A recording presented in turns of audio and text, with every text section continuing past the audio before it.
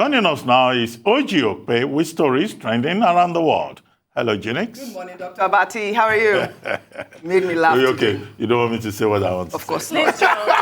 Good morning, Andrew. Good morning. How are you? How do you deal with this man? Good morning, Rufai. Morning, OG. Lady in maroon. Yes, you got that right. Wine, too. Yeah. Well, good morning to you, viewers. Here are some of the stories that are trending across the globe.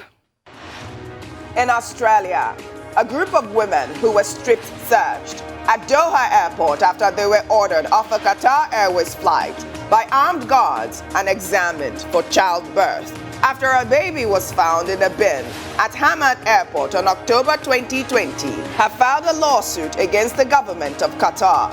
The women described their experience as state-sanctioned assault, and the incident sparked widespread outrage. In Libya, Mohamed Garouda, the country's military prosecutor, on Monday challenged the presidential bid of Saif al-Islam Gaddafi, the son of the country's late ruler, Muammar Gaddafi. In a letter to the electoral body, the military prosecutor asked the commission to suspend processing the paperwork for the presidential candidacy of Gaddafi, who is wanted by the International Criminal Court on charges of war crimes committed in 2011.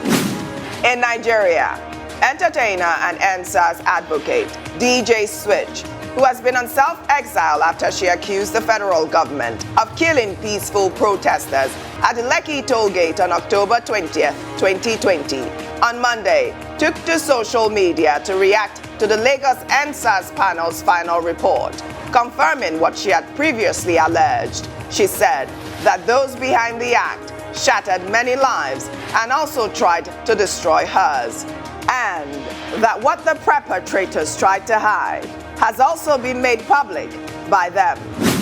And tributes pour in for businessman Sani Dangote, brother to Africa's richest man, Aliko Dangote, who died on Sunday in the United States after a protracted illness. Sani was the vice president of Dangote Industries Limited and sat on the board of several other companies.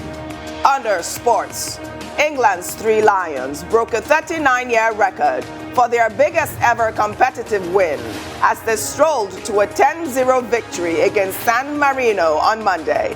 Their victory confirmed England's place at the Qatar 2022 World Cup. Finally, under entertainment, Nigerian award-winning author Chimamanda Ngozi Adichie was honored by the New York Public Library as one of this year's Library Lions. Some of the annual ceremony's past recipients include Nelson Mandela, Oprah Winfrey, and Martin Scorsese, and it's organized to honor people who have distinguished themselves in arts, culture, letters, and scholarship. Well, let's begin what's trending. There have been overwhelming reactions following the final report by the judicial panel set up by the Lagos state government to probe cases of police brutality, including the Lekki shooting, which confirmed that protesters were killed at the Lekki Toll Gate by Nigerian security forces on the 9th of October 20th, 2020. The report stated that the security forces shot at, assaulted, and battered unarmed protesters. Well, let's take some reactions. This is from CNN's Stephanie Busari. She wrote, "The panel's inquiry report is vindication for CNN and journalists like Fisayo Sombo. Painstaking reporting. The panel's report is very thorough. May the souls of all those who died at the Lekki Toll Gate on October 20th, 2020 forever rest in peace. Hashtag Lekki Toll Gate." Well, in another tweet, she wrote, "I woke up thinking about the Lekki Toll Gate report. So many damning elements. The most disturbing for me is the thorough cleanup of the scene the morning after, which was later cited as lack of evidence of death. Look, no blood stains. Nobody died at the scene. So chilling." While Rinu Oduola wrote, "DJ Switch suffered for over a year on the Lekki Massacre. Career and life halted, embarrassed, trolled, hounded out of her home, her country. Everything she had going nicely stopped. All because she was brave enough to stand, document the killings, and say the truth." Well, another user, Rayo, wrote, "Nigerians owe DJ Switch a generational apology. She dared to keep filming on her IG Live in the face of death. She kept telling the world what she saw in Lekki, and for it, she had to seek safety abroad while constantly looking over her shoulders. The truth is out. Hashtag #EndSARS. Tundu Abiola, the truth is out. My whole issue is about DJ Switch at this point. I am glad that she has been finally vindicated. I mean, the whole story about this whole cover-up was completely unnecessary. We have to wait to hear from the Minister of Information and Culture because he's really the person I'm waiting to hear from at this point. Yeah, so am I. He's one of those that I'm waiting to hear from. What happened with DJ Switch was just so scary. You see in real time what it means to become an enemy of the state overnight. She was living her life as a regular Nigerian, and all of a sudden, the system turned on her and hounded her out of the country, called her all kinds of names, cast all kinds of aspersions on her. And it was always said as a counter-argument that I'm sorry, I'm the words, you can't really doctor Instagram Live video. No, How do you doctor can't. that? There's no said amount that. of motion picture magic that you're going to employ to do that. It was live, people were watching, and a lot of people were reacting. So she was accused of sort of inciting people and spreading all kinds of falsehoods. And now we see a panel that was set up by the government. I have to continue to stress this because around the time, everybody was saying the panel is going to, just sweep everything under the rug and lie, and the panel should not have taken the EndSARS victims' complaints or their petitions at the same time as they took the October 20th shooting. It should be handled separately. There were a lot of doubts in the air, but now the panel has also been vindicated. And the state sponsored that panel. The state funded that panel to the tune of hundreds of millions of naira, financed that panel to make sure that the truth comes out, and now we have it. People were murdered. And apart from the murder, it was just the way that we were all just collectively gaslighted. And we were told it was all lies. We were told all kinds of stories about, they shot in the air, as if bullets are not subject to the laws of gravity and will not come down. We were told stories about blanks just bruise the skin. They don't pierce the skin, they don't kill, but they do. And the fact that I recall around that time when people were trying to access the bridge the next day, the morning after the night before, people were trying to access the Lekki Toll Gate, that bridge, the Ikoyi-Lekki bridge. They were stopped from doing so. And now we hear that they were scrubbing blood off the street. That's what we're hearing. I mean, Okay. Dr. Batty. Well, I think it's as follows. DJ Switch, Catherine Obianuju Yes. Ude, that's her name. How did she get into the story? She took a video of the killings at the, Lekki Toll Gate on October 2020, a year ago. And then she released that video. What was the reaction of the Nigerian authorities? She was accused of having doctored the video, of lying to Nigerians, of misinforming the international community. And it was on the basis of that she had to flee. Because you will recall that at the time, the security agencies descended on persons who played prominent roles in that particular protest by Nigerian youths protesting against police brutality. Some of them had their bank accounts frozen. Yes. Many of them had to run away from the country. Now, okay, the panel, the Committee Economic Council, led by Professor Yemi Osinbajo, the Vice President of Nigeria, recommended to the states to set up panels of inquiry. And the Lagos State government set up that judicial panel of inquiry. His mandate was extended. I think that mandate is over now. And now we have this report before us, which has vindicated this young lady, DJ Switch, or Catherine Ude, which is her real name. And she has made a very good point that truth has no defense. What is true is true. So the people who have the X on their faces are the people who lied to the Nigerian people. It's not Catherine Ude alone who has been vindicated. The international media has also been vindicated. You recall that CNN, BBC did their own footages. Arise News also reported. And we were called criminals, right? Or how did Mr. Peterside put it? Partners in partners in we were in crime. fined. So both the We media, were fined. both the media And upbraided. and the entire civil society, have been vindicated in this regard.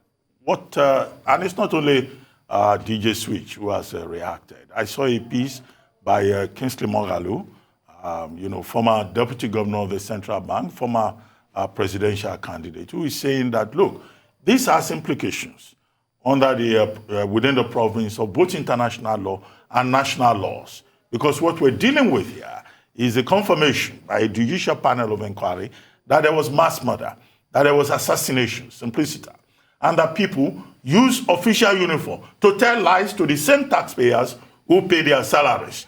Now, this is the problem, So, and he's saying that the buck stops at the desk of the president of Nigeria, President Muhammadu Buhari. It's not enough to just make recommendations, to submit a report. There must be accountability, Kingsley Moghalu argues. And I agree with him. Those who have committed, offenses against the Nigerian people, knowing that death is final, those who were killed, those who were shot, they've suffered so many damages. Lagos State government has had to pay over 400 million. Okay, what happens? This is one report, in other words, that should not be swept under the carpet. That's Kingsley Moghalu's message. Others like Frank Edoho and Rinu Uduala and other activists, they've also reacted. And I think that this is very embarrassing for the Nigerian government to be shown up as a government that lies to its own people. You further expand the scope of alienation between government and the people. You also make it very difficult for the people to trust government. I hope that other states will also be as transparent and as accountable as the Lagos State government and bring forward their reports. And in that regard, we would like to commend the Lagos State government for seeing this process to a logical conclusion. But what are the next steps? Very well said, Dr. Abati. Rufai. So it is obvious that it was a Lekki massacre. Let's not deceive ourselves. Sad thing, you can equate this to Tiananmen Square massacre that happened in China. A massacre where the state killed its own people. It is on ground. The report has put it out there. The report specifically indicted the Maroko police station in all of this. And the DPO said that was where the police officers went to finish them up. The report went further to say how the military blocked access so that ambulances will not come in. And the disaster was much. The report even specified how the Lagos State, maybe Environmental Sanitation or something agency, was scrubbing blood of Nigerians, young people, the future of this country. The same people they caught diamonds on the 1st of October, 19 days before. The report was scrubbing their blood of Nigeria. We will not forget what happened in Lekki. The Nigerian flag was blooded that day. Yes. The report went further to give recommendation.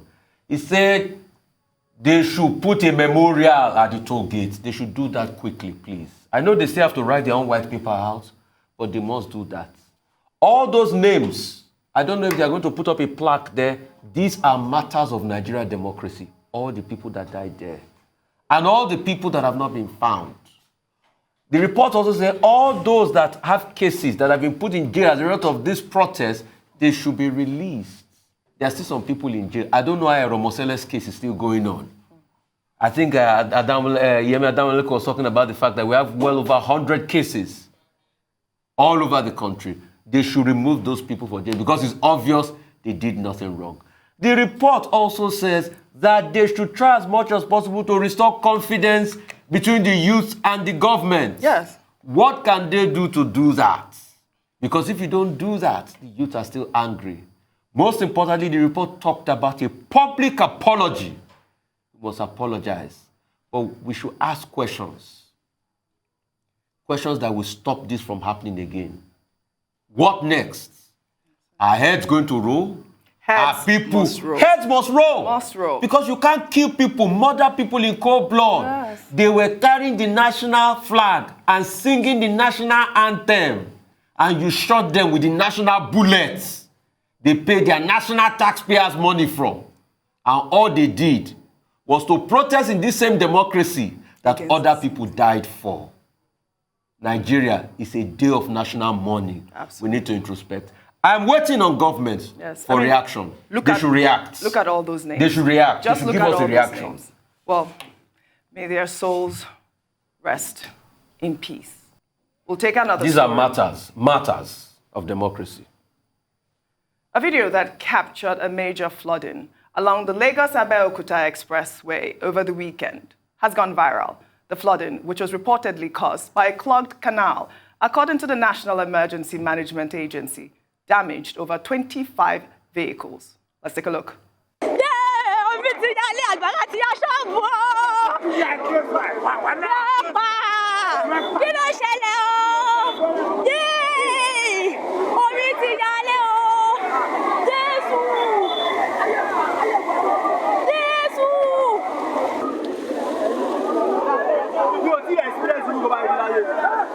This is first time.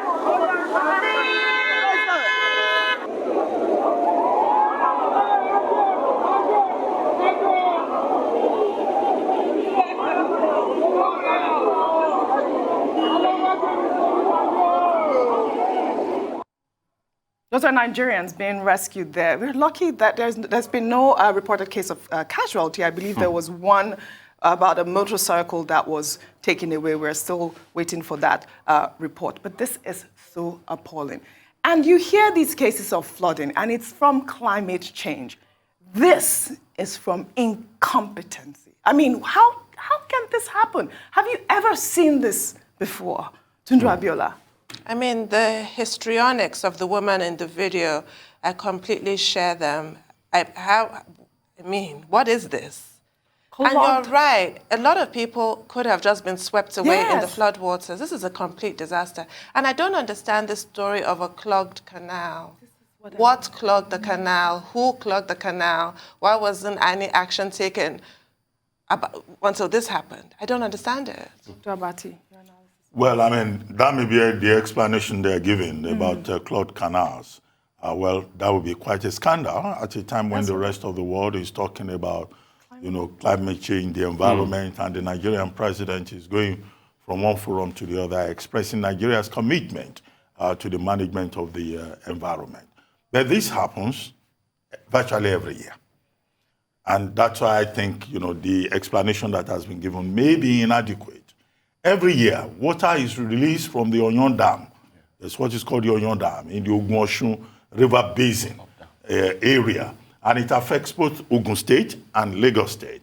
And what they say is that, look, there's something they call reservoir operations by the Basin Development Authority. And that's to control the volume of water within the dam. And periodically, they release up to about 4 million to 5 million cubic liters of water. Is that the case in this particular instance? Because it will happen again next year.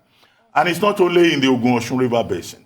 Now, we have, a relationship with Cameroon, with, how dams are managed. When Cameroon releases water from the Lagdo Dam, that's what it is called, you'll find the Benue River Niger Basin also being flooded.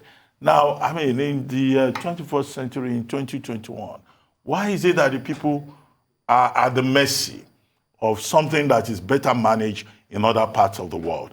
And that's why I think it's not enough to say that one canal was clogged. There must be an investigation. And I do not think that the people of Nigeria, either in the Niger-Benue Basin or in the Ogun Basin, should be subjected to this kind of harassment and embarrassment, on an annual basis, because it speaks to the failure of governance. 30 seconds, Rufai. We have an environmental agency. Even if a dam was released or opened, wasn't the environmental agency supposed to inform the populace before now? It goes back to the question of our drainage system.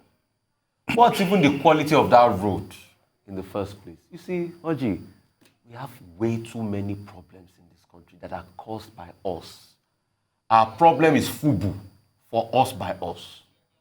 And except we are sincere in solving it, nothing will happen. Concerning this flooding, heads must roll. Yeah, as well. Heads must roll. As well. Well, Thank you all for your beautiful analysis. That's all I have on what's trending today. See you tomorrow.